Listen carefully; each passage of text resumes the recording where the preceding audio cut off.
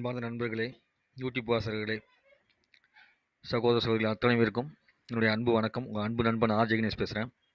மறுபடியும் குண்டலினி அப்படிங்கிறத பற்றி மாறுபட்ட கண்ணோட்டத்தில் நம்ம ஒரு முறை பார்க்கலாம் அப்படின்னு ஒரு ஆசை. ஏன்னா குண்டலினியை பற்றி பேசிகிட்டு இருக்க வந்து பார்த்திங்கன்னா சந்தோஷங்கள் தான் கூடுதே ஒழிய சந்தோஷம் குறையிறதில்ல. ஏன்னா அது அப்பேற்பட்ட ஒரு விஷயம். அதை பற்றி நினைக்கும் போதே நேராக உட்காந்தோம்னா ஆட்டோமேட்டிக்காக சக்கரத்தில் ஒரு குறுகுறுப்பு ஆரம்பிச்சிருது. அப்பேற்பட்ட ஒரு அற்புதமான விஷயம். இது எல்லாத்துக்குமே தியான நண்பர்கள் அத்தனை பேருமே வந்து பார்த்திங்கன்னா அடையணும். குண்டலினிங்கிறது பாம்பா? எங்கேயாவது பாம்பு வந்து முதுகு தண்டு பக்கம் வந்து பார்த்தீங்கன்னா அப்படி சுற்றி போகுமா? ஏன் குண்டலினிக்கு எல்லாருமே பாம்பையே வச்சிருக்கிறாங்க? குண்டலினிங்கிறது அப்போ பாம்புனா பாம்பு பயங்கரமான விஷமானதாச்சே. அப்போ குண்டலினி சக்திங்கிறது நம்மகிட்ட விஷமா இருக்குதா? அது எப்படி விஷமா இருக்கும்? அது எப்படி விஷத்தை கக்கிற மாதிரி இருக்கும்? அந்த விஷம் எங்கே இருக்குது? அந்த விஷம் எப்படி நம்மளுக்கு வந்து சக்தியை கொடுக்கும்? அந்த விஷம் எப்படி வந்து நம்ம கூட பரவும்? இப்படியெல்லாம் உங்களுக்குள்ள கேள்வி இருக்குன்னு நினைக்கிறேன். அந்த கேள்வியெல்லாம் அப்படியே இருக்கட்டும். அந்த கேள்விக்குள்ளே அப்படியே மூழ்கி போங்க. ஒரு குருவை தேடி போகும்போது நீங்கள் கண்டிப்பாக வந்து அதுக்கான பதிலை தெரிஞ்சுக்க முடியும். குருவை தேடி போய் கேள்வி கேளுங்க. இதுக்கு முன்னாடி நீங்கள் கற்றுக்கிட்ட குருக்கிட்ட போய் இந்த கேள்வி அப்படியே கேளுங்க. ஐயா குண்டலினா பாம்பா? குருவே குண்டலினா பாம்பா? மாஸ்டர் குண்டலினா பாம்பா? அப்படின்னு சொல்லிட்டு எந்த மொழியில் வேணாலும் கேட்டுங்க. ஜி குண்டலினா பாம்பா? ஏன்னா ஒவ்வொருத்தரும் ஒவ்வொரு மாதிரி கூப்பிடுவாங்க. சாமி குண்டலினா பாம்பா அப்படின்னு கேளுங்க. சரிங்களா? ஐயான்னு கேட்டாலும் சரி, மாஸ்டர் கேட்டாலும் சரி, ஜீனு கேட்டாலும் சரி, சாமி கேட்டாலும் சரி, அவங்க கிட்ட போய் குண்டலினா பாம்பா அப்படின்னு கேளுங்க. குண்டலி பாம்பு. அப்போ பாம்பு எப்படி நம்ம உட்கார பேஸ்மெண்ட்டுக்கு கீழே இருந்து எப்படி மேலே வருது சொல்கிறாங்க. இங்கே சொல்கிறாங்க நம்ம உட்காரக்கூடிய பேஸ்மெண்ட்ல இருந்து தான் வந்து அந்த குண்டலினிங்கிறது மேலே வருது. அப்போ ஒரு பாம்பு எப்படி ஒரு விஷத்தன்மையான விஷயமோ அந்த விஷத்தன்மையான விஷயத்தை வந்து நம்ம என்ன பண்ணுறோம்னா கீழே போட்டு அமுத்திட்டு உட்காந்துருக்குறோம். அப்போ அடியில் அமுத்தி உட்காந்துருக்கும் போது அந்த விஷம் நம்மளை வந்து ஒன்றும் பண்ணிடாதான். அப்போ அந்த விஷத்தன்மை வாய்ந்தது தான் நம்மகிட்ட இருக்குதா? அது அங்கே அடியில் தான் இருக்குது. அப்போ அந்த அடியில் இருக்கிற அந்த விஷத்தன்மை எப்படி வாய்ந்தது அப்படின்னு கேளுங்க. அடுத்த கேள்வி. There is coiled around the linga 500 hoarded 5 elements of which man is mad. 5 elements மனிதன் ஏதோ ஒரு சொல்றானோ அது வந்து இங்க இருக்குதாமா. Separate power sitting at the base of the spine. Separate power வந்து sitting of the base of the spine, நம்ம உட்காந்துருக்கிற பேஸ் ஆஃப் த ஸ்பைனில் வந்து இருக்குது. அது வந்து குண்டலினி. இன்னும் வந்தீங்கன்னா பஞ்சலி அப்படிங்கிறாங்களாமா. பஞ் பாஞ்சாலி பாஞ்சாலி பாஞ்சாலி சாரி பாஞ்சாலி. சில நேரம் இங்கிலீஷ் ப்ரோனவுன்சன் வந்து என்னோட கொஞ்சம் வித்தியாசமாக இருக்கும். அதெல்லாம் பொருட்படுத்திக்காதீங்க. திருத்திக்கிறதுக்கு முயற்சி பண்ணிட்டு இருக்கிறேன். சரிங்களா? ஏன்னா இங்கிலீஷில் வந்து நான் பெரிய புலமை வாய்ந்தவன்லாம் கிடையாது. தமிழ் கொஞ்சம் ஓரளவுக்கு நல்லா தெரியும். தமிழ்லையும் பெருமை புலமை வாய்ந்தவன்னு சொல்ல முடியும். இலக்கணம் அதெல்லாம் தெரிஞ்சு செந்தமிழில் பேசக்கூடிய இருந்தால் உங்களோட உரையாடுகின்ற பொழுது என் மனம் பூரிப்படைந்து விடும். நான் உரையாடுகின்ற சொல்கள் எல்லாமே வந்து பார்த்தீர்கள் என்றால் அப்படியே சித்திரையின் வாசமெல்லாம் வீச ஆரம்பித்து விடும். உண்மையிலேயே செந்தமிழில் பேசுனீங்கன்னா உங்கள் இதயமெல்லாம் வந்து பார்த்தீங்கன்னா பயங்கரமாக மகிழ்ச்சி அடைய ஆரம்பிக்கும். அப்பேற்பட்ட ஒரு விஷயம் தான் வந்து நம்மளுடைய தமிழ். இடையில இருந்து செந்தமிழ்ங்கிறதே வந்து பார்த்தீங்கன்னா அரசியல் ரீதியாக மாற்றினால செந்தமிழ் சொல்கிறதுக்கு எனக்கு பிடிக்க மாட்டேங்குது. அதனால் நான் தமிழ்னே சொல்கிறேன்.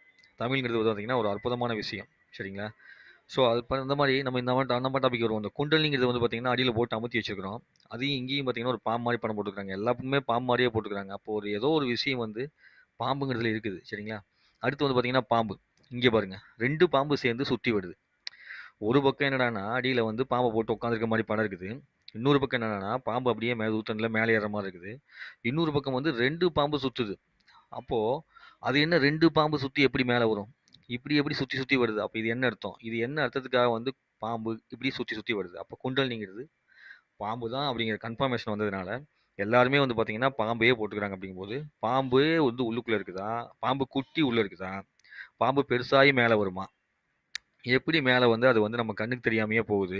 எந்த சயின்டிஃபிக் ரீதியாக ஆராய்ச்சி பண்ணி பார்த்தாலும் ஸ்கேன் பண்ணி பார்த்தாலும் அந்த குண்டலினி பாம்பு யாரு கண்ணுக்குமே சிக்கிறது இல்லையே. ஏன்? யாருமே அதை ஸ்கேன் பண்ணி சொல்லவே இல்லையே. இந்த இடத்துல வந்து பாம்பு இந்த இடத்துல படுத்திருக்குது, இப்படி தான் முதுகுத்தண்டு மேலே ஏற போகுதுன்னு சொல்லவே இல்லை. அதுபோக வந்து 2 பறவை, 2 ரெக்கை வேறு இருக்குது. ஒரு குச்சி, 2 பாம்பு சுற்றி வருது, 2 பறவை, அதுக்கு மேலே வந்து பார்த்தீங்கன்னா ஒரு மொட்டு. இது என்னது? இது என்ன ஒரு வித்தியாசமான உருவமாக இருக்குதே, இது என்ன? இது என்ன குருஜி? இது ஒரு கற்பனையா? ஆதி காலத்துலேருந்தே இந்த மாதிரி வச்சுருக்காங்களே, அப்போ இது ஒரு கற்பனையா? இதுக்கு அர்த்தம் இருக்குதா இல்லையா? இது நம்ம உடம்புல இருக்கா இல்லையா? இப்படிலாம் உங்களுக்குள்ள கேள்வியில் விதைங்க. இந்த பாம்பு பார்த்தீங்கன்னு வச்சுங்களேன், இந்த பாம்பு ரொம்ப பக்கத்தில் வர மாதிரி இருக்கும். இந்த பாம்பு வந்து இன்னும் கொஞ்சம் நெருங்கி வராமல் அப்படியே தூரத்துலேருந்து பார்க்குற மாதிரி இருக்கும். இன்னும் கொஞ்சம் விசாலமாக பெருசாக காமிக்கிற மாதிரி. ரெண்டும் ஒன்று தான். ஆனால் கீழே புள்ளியே ஆரம்பிச்சது மேலே வர வர வர என்ன ஆகுது? விரிவடையுதுன்னு அர்த்தம். அப்போது ஒரு விஷத்தன்மையான விஷயம் கீழே துளியூண்டு இருந்து அது மேலே வர வர அந்த விஷத்தன்மையான விஷயம் வந்து மிக பிரம்மாண்டமாக வளர்ந்து ரெக்கை வச்சு காற்றுல பறக்கிற மாதிரி போய் மேலே வந்து ஏதோ ஒரு தன்மையாக வந்து மாறி அந்த சக்தி வந்து நிற்கிது அப்படிங்கிற கான்செப்டில் வந்து இவங்க கொடுத்துருக்குறாங்க. அப்போ அந்த பாம்பு என்ன, அந்த குண்டலினி சக்தி பாம்பு என்ன, இல்லை குண்டலினி சக்திங்கிறது சக்கரமா, அடியாரத்தில் மூலாதார சக்கரத்திலிருந்து அடுத்து பார்த்தீங்கன்னா சுவாதிஷ்டான சக்கரம், அதுக்கப்புறம் வந்து மணிப்புர சக்கரம், அதுக்கப்புறம் அனகதா சக்கரம், அதுக்கப்புறம் விசுக்தி சக்கரம், அதுக்கப்புறம் வந்து பார்த்தீங்கன்னா ஆக்னேய சக்கரம், அப்புறம் சகஸ்கார சக்கரம் சொல்லக்கூடிய இந்த சக்கரங்களில் இயங்கக்கூடியது தான் குண்டலினி. அப்படின்னா குண்டலினிங்கிறது சக்கரமா, இப்படி உங்களுக்குள்ள கேள்வி வரணும். ஸோ குண்டலினிங்கிறது பாம்பா, குண்டலினிங்கிறது வந்து பார்த்தீங்கன்னா நம்ம அழுத்தி கொண்டு இருக்கக்கூடிய விஷத்தன்மை வாய்ந்த ஒரு பாம்பா நம்ம உட்காந்துருக்க இடத்துல இருக்கிறது, குண்டலினிங்கிறது சக்கரமா, சரிங்களா? அதை தாண்டி குண்டலினிங்கிறது வந்து பார்த்தீங்கன்னா இப்படி காலிலிருந்து தலை வரைக்கும் இருக்கிறதா சொல்லி சொல்கிறாங்க. அப்படின்னா அப்போது எப்படி பேஸ்மெண்ட்டில் மட்டும் அது வந்து ஸ்டோர் ஆகி நிற்கிது, அது மேலே இழுக்கும்போது எப்படி மேலே இது வரைக்கும் வருது, இப்படி ஒரு கடினமான தன்மையாக இருக்கக்கூடிய பாம்பு போன்ற விஷத்தை எப்படி நம்ம மேலே கொண்டு வரோம், அப்போ அந்த விஷம் என்ன, இப்படிங்கிற கேள்வி வந்து உங்களுக்கு கண்டிப்பாக வரணும். ஒவ்வொரு தியான நண்பர்களும் இதுக்கு முன்னாடி ஞானம் அடைஞ்ச குருக்கள் கூட சில நேரத்தில் ஒரு வேளை இந்த விஷயம் தெரியல அப்படின்னா நீங்கள் உங்களுக்குள்ள அந்த திரும்ப திரும்ப அந்த கேள்வியை கேளுங்க. கேள்வியை கேட்டுட்டு புஸ்தகத்தை எடுத்து படிப்பீங்களோ, இல்லை ஏதாவது குருக்கிட்ட கன்சல்ட் பண்ணுவீங்களோ, கன்சல்ட் பண்ணி தெளிவாக இந்த பாம்பு குண்டலினிங்கிறது பாம்பு அப்படிங்கிறதுக்கு அந்த பாம்புக்கான விளக்கத்தை இந்த மக்களுக்கு யாராவது ஒருத்தர் சொல்லுங்கள். எங்களுக்கு தெரியும், நாங்கள் சொல்ல மாட்டோம். அதை மீறி நீங்கள் ஏதாவது சொல்லணும்னு ஆசைப்பட்டீங்கன்னா சொல்லுங்கள். இல்லைன்னா உங்ககிட்ட சொல்லாமே ரகசியமாக வச்சிருந்து வரக்கூடிய சிஷியர்களுக்காக சொல்லி விளக்கம் கொடுத்து அனுப்புங்க. அது எல்லாத்துக்குமே தெரியணும், சரிங்களா? அதனால சிஷியர்களுக்கு சொல்லக்கூடிய விஷயம், சிஷியர்கள் தெரிந்து கொள்ளக்கூடிய விஷயம், ஆன்மீக நண்பர்கள் எல்லாருமே வந்து பார்த்திங்கன்னா குண்டலினி விஷமாகி வச்சிருக்கக்கூடிய இந்த பாம்புங்கிறத வந்து சொல்லி வைக்கக்கூடிய விஷயம். சில பேர் என்ன பண்ணுவாங்கன்னா குண்டலிங்கிறத வந்து பார்த்திங்கன்னா ஒரு எலியை போல காமிப்பாங்க, இந்த விநாயகர் கீழே இருக்கக்கூடிய வாகனமாக காமிப்பாங்க. அப்போ குண்டலினிங்கிறது எலி அப்படின்னு சொல்லக்கூடியதுனால வரக்கூடிய எலியா. அப்போ அவ்வளோ சின்ன பொருளாக இருக்குது, அவ்வளோ பெரிய வெயிட்டை தூக்குது, அந்த அளவுக்கு பவர்ஃபுல்லானது குண்டலினி. ஆனால் அது வந்து எப்படி இருக்குதுன்னா விஷத்தன்மை வாய்ந்ததாக இருக்குது. என்ன ஒரு அதிசயம் பாருங்க, நம்ம உடம்பு பிரமிப்பாக இருக்குல்ல. நம்ம உடம்புல வந்து இவ்வளோ தூரத்துக்கு ஒரு சிறப்பான விஷயத்தை வந்து உள்ளே ஒழிச்சிருக்கானே இறைவன், அவன் எப்பேற்பட்ட ஆள், சாதாரணமான ஆளா? பாம்பாடி சித்தர் வந்து பாம்பை வந்து ஆட்டினதுக்கு ஒரு கதையை எப்படி சொல்லியிருப்பாங்க, உனக்குள்ள ஒரு பாம்பு இருக்குது, அந்த பாம்பை நீ ஆட்டி வச்சினா தான் பெரியான்னு சொல்லிட்டு அவரோட குரு சொல்லுவாராமா. அப்படி ஒரு வீடியோலாம் போட்டிருப்பாங்க வாட்ஸ்அப், நிறைய நீங்கள் பார்த்துருக்கலாம். அவர் உடனே வந்து அந்த பாம்பை ஆட்டி வைக்கணும்னு சொல்லிட்டு இந்த பாம்பாட்டிங்கிறவர் வந்து பார்த்தீங்கன்னா அப்படியே அவர்கிட்ட குருக்கிட்ட ஐக்கியமாகி அவர்கிட்ட வித்தையை கற்றுக்கிட்டு பாம்பாட்டி சித்தர்னு பேர் வாங்கி மருதமலையில் வந்து அவரோட ஜீவ சமாதிக்கு சொல்கிறாங்க. சில பேர் திருச்சி பக்கத்துன்னு சொல்லி சொல்கிறாங்க, சரிங்களா? அந்த அளவுக்கு சிறப்பு வாய்ந்த மனிதர் அவரும் பாம்பு வச்சு தான் சொல்லிட்டு இருக்காரு. இப்படி எங்கே பார்த்தாலுமே நம்மளை கொத்தி சாகடிக்கக்கூடிய ஒரு ஜீவன், நீங்கள் அதை அணுகுனீங்க அப்படின்னா அது வந்து உங்கள் மேலே அன்பை விளையாடும் வைக்கும், அது ரெண்டாவது விஷயம். ஆனால் வந்து பார்த்தீங்கன்னா கொத்துனா செத்துருவோம் அப்படிங்கக்கூடிய ஒரு ஜீவன், அந்த ஜீவன் தான் வந்து பார்த்தீங்கன்னா நம்மளுக்கு ஞானத்தை கொடுக்கக்கூடியதாக வந்து இருக்குதாமா. பிரபஞ்சத்தில் கலந்து ஞானத்தை கொடுக்கக்கூடியதாக இருக்குது. அப்படின்னா அந்த குண்டலினி வந்து எவ்வளோ முக்கியமான விஷயம், நம்மளுடைய உடம்புல இறைவன் வந்து எப்படி அதை படைச்சு நம்மளுக்குள்ள ஒளிச்சு வச்சிருக்கிறான், அந்த விஷயம் வந்து பார்த்தீங்கன்னா கீழேருந்து மேலே எந்திரிச்சு வந்து அப்படியே மேலே வந்து தாமரையாக மலருமாமா. இந்த தட் இஸ் கிரேட் ஒன்றில் சூப்பராக இருக்குல்ல சொல்ல கேட்கும் போதேவும். அப்போ எவ்வளோ விஷயம் பாருங்க. கீழே ஒரு மலர் இருக்குது, அந்த மலர் வந்து மலர்ந்து மேலே நோக்கி வரும், அந்த மலர் மேலே நோக்கி வரும்போது பிரபஞ்சத்தில் இருக்கக்கூடிய சக்தி எல்லாத்தையுமே எடுக்கும். அப்போது சுருதியம் சுருணியம் சூனியம் ஒன்றுமே இல்லாததெல்லாம் மாறும், நம்மளுக்கு எந்த பிரச்சனையுமே இல்லாமல் போயிடும் அப்படின்னு சொல்லிட்டு தான் இந்த சக்கரத்தை இந்த மாதிரி போட்டிருக்காங்க சைக்கிள். அப்போ இங்கேருந்து கிளம்பக்கூடியதுனால எல்லாரும் என்ன சொல்லிடுறீங்க, விந்துன்னு சொல்லிடுறீங்க. குண்டலினிங்கிறது விந்து கிடையாது. அதனால இனிமேல் வந்து குண்டலினியை விந்துன்னு யாரும் சொன்னாலும் நீங்கள் ஏற்றுக்காதீங்க. குண்டலினா என்னன்னு கேளுங்க. குண்டலினி பாம்பாக இருந்ததுன்னா அந்த பாம்பு எப்படி இருக்குன்னு கேளுங்க. அந்த பாம்பு விஷத்தன்மையுடையதாச்சே, அந்த விஷம் வந்து நம்மளை தாக்குமா தாக்காதா, அந்த விஷத்தன்மையை வந்து எப்படி வந்து நம்ம சக்தியாக மாற்றுறாங்கன்னு கேளுங்க. ஒருவேளை குண்டலினி விந்துன்னு சொன்னாங்கன்னா அதை பாம்பாக போட்டிருந்தாங்கன்னா அந்த விஷமான விந்து வந்து வெளியே வரும்போது எப்படி ஒரு உயிர் பிறக்குதுன்னு கேளுங்க. இப்படி ஏகப்பட்ட கேள்விகள் கேட்கறதுக்கான வாய்ப்புகள் அதிகம். அதனால இனிமேலாவது, ஏன்னா வாழ்நாள் வந்து பார்த்தீங்கன்னா பயங்கரமான போராட்ட காலத்தில் மிக மிக மிக மிக கஷ்டமான காலத்தில் போய் நீங்கள் வந்து தியானம் கற்றுக்க போகிறீங்க. அப்போ தியானம் கற்றுக்க போகும்போது அந்த தியானத்தின் மூலம் நீங்கள் வந்து அடையக்கூடிய விஷயத்துக்கு வந்து பார்த்தீங்கன்னா கொடுக்கக்கூடிய கேள்வி ஞானத்தை அதிகப்படுத்திங்க. உங்ககிட்ட பதில் சொல்கிற குருக்கிட்ட நீங்கள் தாராளமாக கற்றுக்குங்க. பதில் சொல்லாத குருக்கிட்ட ஏன் பதில் சொல்லங்கிறத பாருங்கள். பார்த்து சில குருக்கள் பதிலே எல்லாத்துக்கும் எல்லா குருவுமே வந்து பார்த்தீங்கன்னா பதிலை சொல்லி விளக்கம் கொடுத்துட்டே இருக்க மாட்டாங்க, அது தேவையும் இல்லை. அதனால் அது தப்பு இல்லை. ஆனால் தேவையான கேள்விக்கு தேவையான பதில் வருதா வரலையா? உங்ககிட்ட இருக்கிற 10 பேர் தியானம் பண்ணிக்கிறாங்கன்னா 10 பேர்த்துல ஒருத்தருக்கு ஐயா எனக்கு தெரியுமே, எனக்கு இந்த குரு சொல்லியிருக்காரு அப்படின்னா ஓகே. 9 பேருக்கு சொல்றதுக்கு தகுதி இல்லை, ஒரு மனிதருக்கு மட்டும் சொல்ல தகுதி இருக்குது. அந்த மனிதன் தெரிஞ்சு வச்சிருக்காங்கன்னா அப்போ மீதி இருக்க 9 பேரும் தகுதியை வளர்த்துக்கிட்டு அந்த குருக்கிட்ட போய் கேட்கணும் அப்படிங்கிற அவசியம் இருக்குதுன்னு அர்த்தம். ஸோ அப்படியாவது சொல்லணும். மறைபொருளை வந்து தனக்குள்ளே மட்டுமே வச்சுக்காம, ஏதாவது ஒரு சிஷியனுக்காவது அந்த குரு வெளிப்படுத்தினார் அப்படின்னா, உண்மையிலேயே வந்து பார்த்தீங்கன்னா, அந்த குருகிட்ட வந்து நிறைய விஷயத்தை கிரகிக்க முடியும். ஆனால் எந்த குரு எவ்வளோ சொல்லிக் கொடுத்தாலும் இந்த தியானத்தில் அது வந்து உங்களுக்கு சிறப்பான விஷயமே ஒழிய மோசமான விஷயம் கிடையாது. ஏன்னா அப்பேற்பட்ட ஒரு அற்புதமானது தான் இந்த தியானம். கீழே பார்த்தீங்கன்னா தில்ல லில்லி, அதுக்கப்புறம் குண்டலினி, அப்புறம் பார்த்தீங்கன்னா டைரக்ட் லைன் டு ஐ ஆம் source, the infinity alpha and omega அப்படின்னு போட்டுக்கிறாங்க. ஃபர்ஸ்ட் வந்து கீழே இருக்கக்கூடிய மலர் மலர்ந்த உடனேவும் குண்டலினி சக்தி வந்து மேலெலும்பி வரும். அது வந்த உடனே நான் வந்து சோர்ஸில் கனெக்ட் ஆயிடுவேன். கனெக்ட் ஆனதுக்கு அப்புறமா வந்து மேலே போயிட்டு அப்படின்னா இன்ஃபினிட்டியாக மாறிடுவேன். இந்த உலகத்தில் இருக்கக்கூடிய பிரபஞ்சத்தில் நான் வந்து இன்ஃபினிட்டியாக மாறி பயங்கரமான சக்தியாக வந்துடுவேன் அப்படின்னு சொல்லக்கூடிய ஒரு பவர்ஃபுல்லான விஷயம் எது அப்படின்னா குண்டலினி சக்தியை மேலெழுப்புறது. அப்போ குண்டலினி சக்தியை மேலெழுப்புறது எவ்வளோ முக்கியமான விஷயம் உங்களுக்கு தெரியுதா? ஸோ ஒவ்வொரு மனிதனுக்குள்ளேயும் இந்த குண்டலினிங்கிற பாம்பு ஒளிஞ்சிருக்குது. அந்த பாம்பை நீங்கள் தெரிஞ்சுக்கணும். அந்த பாம்போட தன்மையை நீங்கள் புரிஞ்சுக்கணும். அதை புரிஞ்சுக்கிட்டு நீங்கள் மேலே கொண்டு வந்துட்டீங்கன்னா நீங்கள் வந்து இந்த வாழ்நாளில் நீங்கள் வாழக்கூடிய வாழ்நாளில் சந்தோஷமாக வாழலாம். நீங்கள் செத்ததுக்கு அப்புறமும் சந்தோஷமாக இருக்கலாம். நீங்கள் சாகும் பொழுதும் சந்தோஷமாக இருக்கலாம். அப்பேற்பட்ட ஒரு சக்தியை கொடுக்கக்கூடியது தான் இந்த குண்டலினிங்கிறது. நாம் செய்யக்கூடிய வேலைகளில், நம்ம உண்ணக்கூடிய உணவுக்கு, நம்ம என்ஜாய் பண்ணுறதுக்கு, படம் பார்க்குறதுக்கு, தண்ணி அடிக்கிறது, தம் அடிக்கிறதுக்கு, பெண் பெண்ணோட உடல் வச்சுக்கிறதுக்கு எல்லாத்துக்குமே நேரம் ஒதுக்குறோம். சும்மா உட்காந்து அரட்டை அடிக்கிறதுக்கு நேரம் ஒதுக்குறோம். இந்த குண்டலினி சக்தியை எழுப்புறதுக்குன்னு சொல்லிட்டு தியானம் பண்ணுறதுக்கு நேரம் ஒதுக்குறது தப்பே கிடையாது. அதனால நீங்கள் தயவு செய்து இனிமேல் ஒவ்வொரு உயிரும் யாருக்கெல்லாம் முதுகுத்தண்டு நேராக இருக்கோ அவங்க எல்லாருமே தயவு செஞ்சு பார்த்தீங்கன்னா குண்டல் சக்தி எழுப்புறதுக்கு கிளம்பிடுங்க. அதில் சிவி ஐயா சுகுமார் என்ன சொல்லுவார்னா, மினிமம் வந்து 12 வயசுக்கு மேலே குண்டல் சக்தி எழுப்பலாங்க ஐயான்னு சொல்லுவார். ராஜேஷ் ஐயா வந்து 15 வயசு அப்படின்னு சொல்லியிருக்காரு. ஸோ ஒவ்வொருத்தரும் ஒவ்வொரு மாதிரி சொல்லுவாங்க. சரிங்களா? அதுக்கு முன்னாடி குருமாரெலாம் வந்து பார்த்தீங்கன்னா தியானம் வந்து பேசிக்காக எடுத்து குழந்தைங்களுக்கு கொடுப்பாங்க. குண்டல் சக்தி எழுப்புறதை வந்து கொடுக்க மாட்டாங்க. ஏன்னா சிவா கிட்ட நான் கேட்டுக்கிறேன், அதுக்கு முன்னாடியே கொடுத்தா அந்த குழந்தை வந்து வயசுக்கு வந்துருப்பீங்க அப்படின்னு சொல்லி சொல்லுவார். அதனால் சிவயோகி கிட்ட போய் நீங்கள் வந்து உபதேசம் எடுத்துக்கலாம். எடுத்துக்கிட்டு அவர் மூலமாக நீங்கள் வந்து குண்டல் சக்தியை வந்து மேலே கொண்டு வரலாம். மேலும் பல குருமார்கள் நான் சொல்லியிருக்கிறேன். ஞானி பிருந்தாவனர், சிவானந்த பரமஹம்சர் குரூப்பில் இருக்கிறவங்க, சரிங்களா? அதுக்கப்புறம் வந்து ராஜேஷ் ஐயா, இப்படி நீங்கள் யார்கிட்ட வேணாலும் போய் எடுத்துக்கங்க. ஏன்னா நான் வந்து யாருக்கும் மார்க்கெட்டிங் பண்ணுறதுக்காக இதை நான் பண்ணுறதில்ல. எங்கே வேணாலும் போய் நீங்கள் உபதேசம் எடுத்துக்கங்க. சரிங்களா? உபதேசம் எடுத்து உங்களை நீங்கள் வந்து மேலே கொண்டு வர முடியும்.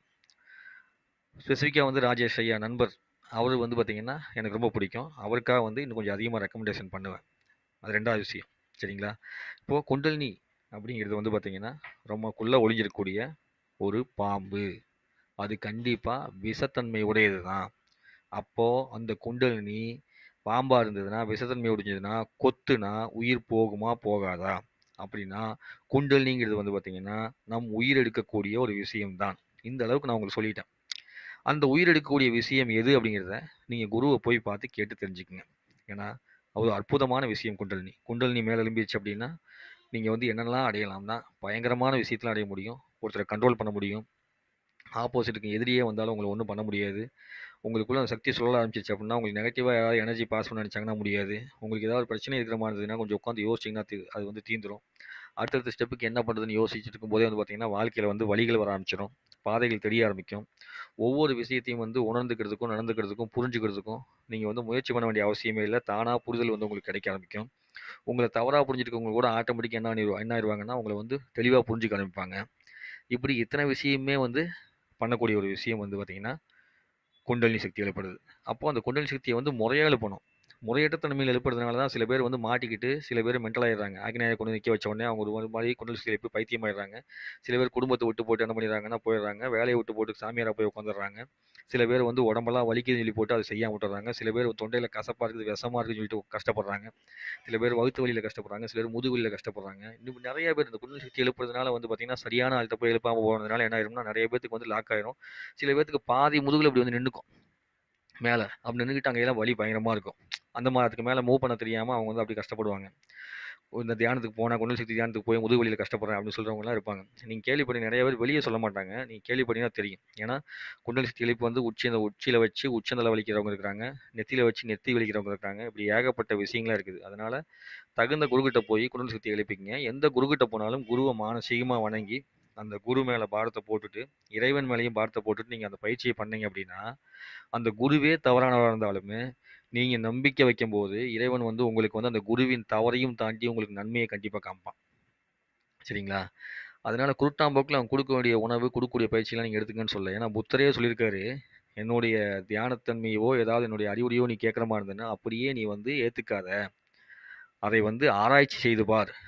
மறுபரிசீலனை செய்து பார். அதன் பிறகு அதில் இருக்க உண்மையை மட்டுமே ஏற்றுக்கொள்ன்னு சொல்லியிருக்காரு புத்தர். பல 100 வருஷத்துக்கு முன்னாடி வாழ்ந்த மனுஷன் புத்தர். சரிங்களா? ஏன்னா, அவரும் வந்து பார்த்தீங்கன்னா, குடும்பத்தலாம் விட்டு போட்டு வெளியலாம் சன்னியாசமா சுத்தி, குழந்தையெல்லாம் விட்டுட்டு, பயங்கரமா மனைவி, குழந்தைகள கஷ்டப்படுத்தி, அதுக்கப்புறம் ஞானம் அடைஞ்சு இந்த உலகத்துக்கு வந்து என்னமோ சொல்லியிருக்காருன்னு வச்சுக்கங்க.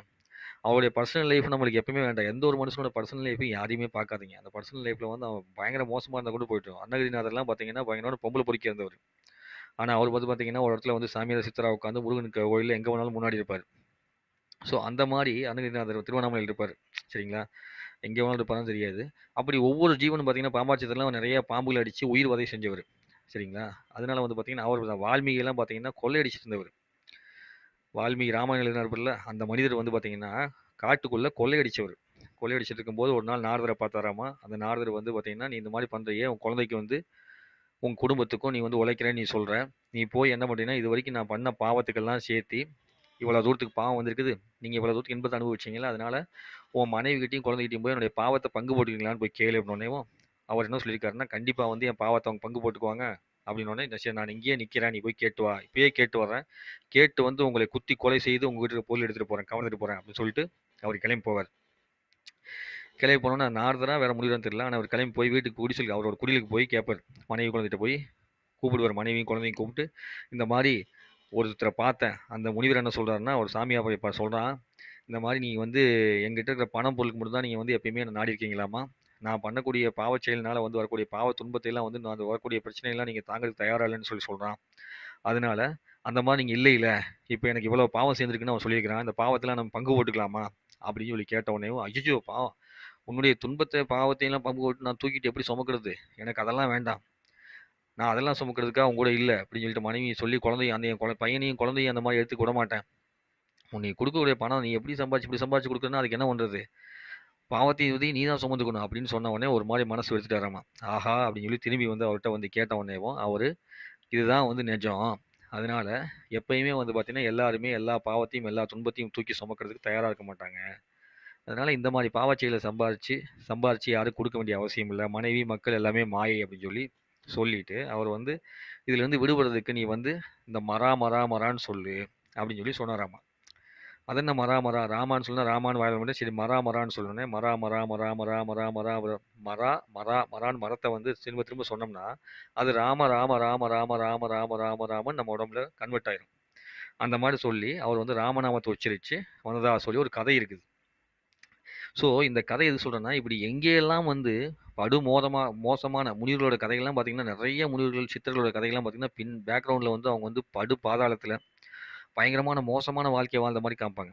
கொலைகாரனாகவும், கொள்ளையடிக்கக்கூடியவனாகவும், கற்பழிக்கக்கூடியவனாகவும், அதுக்கப்புறம் வந்து பார்த்தீங்கன்னா, பெண் பித்தன இருக்கக்கூடியவனாகவும், அந்த மாரி தான் ஃபுல்லா வந்து காமிச்சிருப்பாங்க. இல்லைன்னா பெரிய பணக்காரனா, சுகபோக வாசியா வாழ்ந்தவனாகவும், ராஜாவா வாழ்ந்தவனாகவும், அதெல்லாம் தூக்கி எறிஞ்சு போட்டு வந்து சித்தநிலைக்கு வந்ததாகவும் வந்து சொல்லுவாங்க. எதுக்காகன்னா, எல்லாமே இங்க மாயை. எதுலயுமே நீ சிக்காத. இதெல்லாம் நீ செய்ய வேண்டியதில்ல. இதெல்லாம் செஞ்சேன்னா இப்படியெல்லாம் துன்பப்பட்டு வரணும்னு சொல்லிட்டு. சில பேர்லாம் பார்த்தீங்கன்னா, பிறவியிலே சித்தனா இருப்பாங்க. அவங்கலாம் அவ்வளோ துன்பப்பட்டுருக்க மாட்டாங்க. இப்படி ஒவ்வொரு மனிதரையும் வந்து மாத்தக்கூடிய விஷயமா இருக்கிறது எதுன்னா, இந்த இறைத்தன்மையுடைய தொடர்புடைய விஷயம் தான். அவங்க தான் வந்து பிற்காலத்துல பிரம்மாண்டமா வாழ்ந்தாங்க. அவங்க தங்கத்தையே செய்வாங்க, என்னத்தையும் உருவாக்குவாங்க. பெரிய ஒரு ராஜா வந்தா கூட அவன் கால்ல விழுந்தாகணும். இல்லைன்னா தூக்கி எறிஞ்சாங்கன்னா ராஜா காணாம போயிருவான். நீங்க அப்படிப்பட்ட பவர்ஃபுல்லான மனுஷனா மாறிட்டீங்க அப்படின்னா, இந்த உலகத்துல இருக்கக்கூடிய எல்லா சக்தியும், எந்த சக்தியா இருந்தாலும் உங்ககிட்ட நெருங்க முடியாது. நீங்க எந்த நேரத்திலயும் வந்து பார்த்தீங்கன்னா, உங்க சக்தி நிரூபிக்கிறதுக்காக யார் முன்னாடியும் போய் நிக்க மாட்டீங்க. ஆனா எப்படி இருப்பீங்க? ஒரு பயங்கரமான பவர்ஃபுல்லான மனுஷனா இருப்பீங்க. அந்த பவர்ஃபுல் மனுஷன வந்து ஃபர்ஸ்ட்டு வெளிய கொண்டு வரதுக்கு உபயோகப்படக்கூடியதுன்னு பார்த்தீங்கன்னா, இந்த குண்டலினி. ஸோ இந்த குண்டலினி சக்திய எழுப்புறதுக்கு முயற்சி செய்யுங்க. அது எல்லாத்துக்குமே வந்து பார்த்தீங்கன்னா, ஒரு சாதனையான விஷயமா தான் இருக்கும். அந்த சக்தி மேலெழுங்கி இந்த பிரபஞ்சத்தோட கலந்துருச்சு அப்படின்னா, அந்த சோல்ல கலந்துருச்சு அப்படின்னா, இன்ஃபினிட்டியா நீங்க மாறிருவீங்க. அப்படி முயற்சி பண்ணும்போது சில பேத்துக்கு இந்த சக்கரங்கள் மட்டுமாவது ஆக்டிவேட் ஆகும். அப்படி சக்கரங்கள் ஆக்டிவேட் ஆனாலும் அதனுடைய பவரும் வந்து பார்த்தீங்கன்னா, உங்களுக்கு பிரம்மாண்டத்த தான் உருவாக்குமே ஒழிய, உங்களுக்கு வந்து தீமைய உருவாக்காது. அதனால குண்டலினி சக்திங்கிறது பாம்பா? அது எப்படி செயல்படுது? அதனுடைய செயல்பாடும் தன்மையோடு சேர்ந்து நம்ம எப்படி பயணிக்கலாம்? அப்படிங்கிறதுக்கு ஆராய்ச்சி பண்ணி தியானம் பண்ணும்போது, அதற்காக நீங்க இறைவனை வேண்டிட்டு பண்ணுங்க. எந்த குருவிடம் சென்றாலும், உங்களுக்கு முதல்ல ஒரு இறைவன் உங்களுக்கு ஒரு குருவ காமிச்சிருக்காருன்னா, அது உங்கள் தகுதிக்கான குருவா தான் கண்டிப்பா இருப்பாங்க. அவங்க கிட்ட அந்த சக்திய வாங்கி, நீங்க வந்து மேலும் மேலும் அந்த பயிற்சியெல்லாம் எடுக்கும்போது பார்த்தீங்கன்னா, உங்களுக்குள்ள நடக்கக்கூடிய விஷயங்கள்லாம் அற்புதமும், பிரம்மாண்டமும் நிறைஞ்சதா தான் இருக்குமே ஒழிய, எப்பயுமே வந்து பார்த்தீங்கன்னா, சாதாரணமான விஷயமா இருக்காது. அதனால குண்டலினி அப்படிங்கிறத வேறு கோணத்தில் பார்க்குறதுக்காக இந்த வீடியோ உங்ககிட்ட பேசிக்கிறேன். இந்த வீடியோ பார்த்த அத்தனை பேருக்கும் நன்றி, வணக்கம். இது பிடிச்சிருந்தா சப்ஸ்கிரைப் பண்ணுங்கள், உங்கள் நண்பர்களுக்கு சொல்லுங்கள். இது கேள்விகள்லாம் கேட்டு நீங்கள் ஞானமடைந்து பெரிய லெவலில் சந்தோஷமாக வாழ்வதற்காக நான் இறைவனை வேண்டிக்கிறேன். எனக்குள் இருக்கும் இறைவன் உங்களுக்குள்ளும் இருக்கிறான், இந்த பிரபஞ்சத்தில் இருக்கிறான், இந்த அண்டத்தில் இருக்கிறான். அதை உணர்ந்து இறைவனோடு இயைந்து இந்த உலகத்தில் சந்தோஷமாக வாழ்ந்து இந்த உலகத்தை விட்டு பிரிந்து செல்லும் பொழுது இறைத்தன்மையை இந்த உலகத்தில் கொடுத்து விட்டு செல்ல வேண்டும் என்று கேட்டுக்கிட்டு இந்த வீடியோ நிறைவு செய்கிறேன். நன்றி, வணக்கம். உங்கள் அன்பு நண்பன் ஆர்ஜே கணேஷ்.